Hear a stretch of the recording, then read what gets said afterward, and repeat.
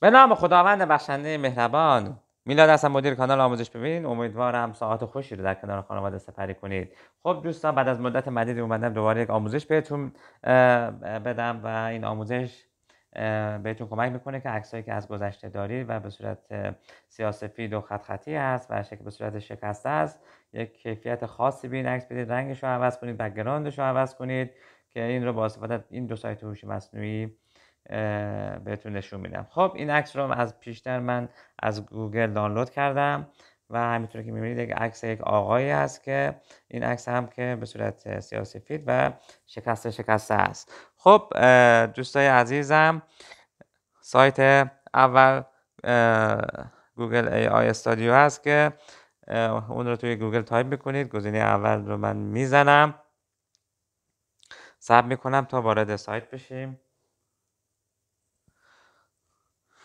خب در وهله اول همینطور که می‌بینید یک صفحه مشکی رنگ از سمت راست بالای تصویر گت استارت رو میزنم و وارد سایت میشم. خب گزینه ترای نانو بنانه رو روش کلیک میکنیم تا وارد قسمت پرو نویسی و آپلود عکس بشیم. در قسمت پایین تصویر همینطور که میبینید کادر پروم نویسی و یک کادر سبز زرد رنگ هست که ران و کنترل اینتر رو داره و در اینجا یک مثبت کنار اون کادر زرد رنگ هست، روش میزنم و عکس رو آپلود میکنم. خب در چت جی پی تی پرومپت منظم رو ما اینجا بهش دست پیدا میکنیم و همینطور که میبینید نوشتم عکس رو رنگی کنه، بک‌گراند رو تغییر بده و قسمت شکستگی عکس رو از بین ببر و این رو گفتم که به صورت انگلیسی در بیار. اون رو کپی میکنم و در اینجا پیست میکنم. خب دوباره متن انگلیسی رو، پرومپت انگلیسی رو کپی میکنم و اینجا امتحان کنم که ببینم این رو کپی کرده. بله. و در اینجا در قسمت کادر کپی پیست میکنم و کادر زرد رنگ رو میزنم. صبر میکنیم تا ببینیم چی بهمون تحویل میده. امیدوارم که یه چیز خوبی از آب در بیاد و مورد رضایت شما باشه. خب قسمت پردازش رو داره انجام میده، کار پردازش عکس رو.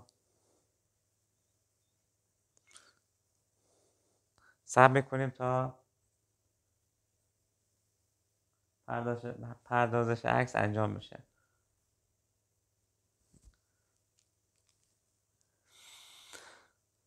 خب همینطور که میبینید پردازش عکس انجام شد و به علت سرعت پایین اینترنت یه مقدار اذیت میکنه و بله، این عکس رو همینطور که میبینید دوستان بسیار عالی با کیفیت، یک بک‌گراند خاص هم پشت عکس انداخته و در عکس دوم یک بک‌گراند تیره انداخته. خب همینطور که مشاهده کردید دوستان، عکس رو کلا یک عکس با کیفیت، رنگ‌های مختلف، رنگ‌های عالی و بک‌گراند عالی با کیفیت، شکستگی هایی که روی عکس وجود داشت هم از بین برد. خب این از سایت گوگل ای آی استودیو که فوق العاده این عکس رو با کیفیت و رنگی برامون در آورد.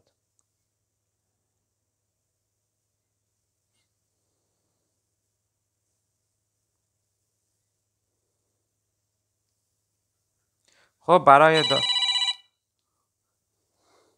برای دانلود عکس هم اگر موس رو روی عکس ها نگه داریم سمت راست پایین گزینه دانلود رو میبینید و با کلیک کردن روی اونها عکس رو میتونید دانلود کنید و اون رو استفاده کنید. خب در اینجا عکس دانلود شد. همینطور که میبینید عکس فوق العاده با کیفیت با وضوح عالی برامون ساخته شد.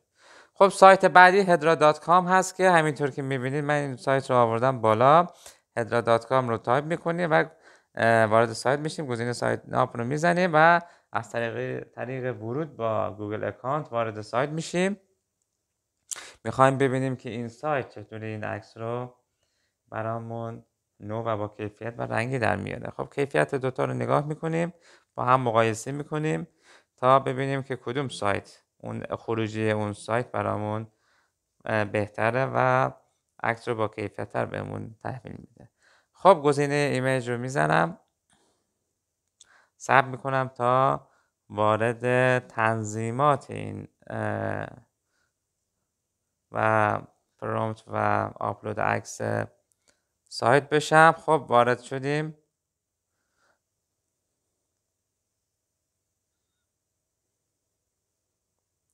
خب اینجا در این کاد پرومپت رو پیست میکنم.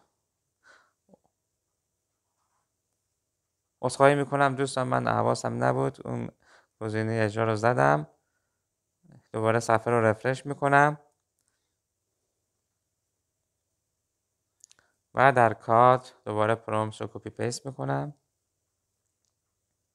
ابتدا از سمت راست عکس رو آپلود میکنم و پرومپت هم کپی پیست میکنم و گزینه ران رو میزنم تا ببینیم خروجی مورد نظر چی است و یه عکس رو به چه شکل به ما تحویل میده.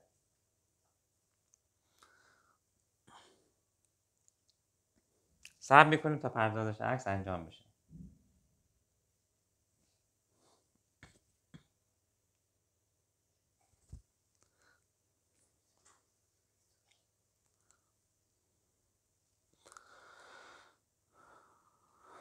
خب داره عکس پردازش میشه.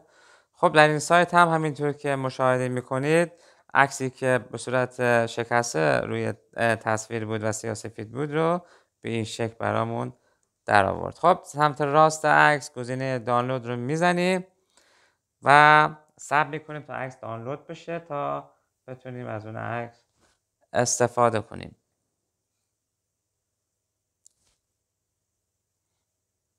خب در اینجا همینطور که میبینید عکسی که با سایت hedra.com هست و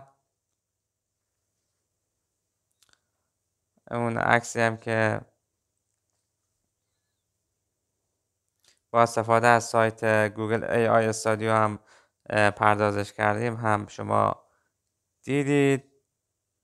خب حالا این دیگه دست شماست که کدوم کیفیت رو بیشتر بپسندید و با کدوم سایت کار کنید. امیدوارم روزهای خوبی داشته باشید.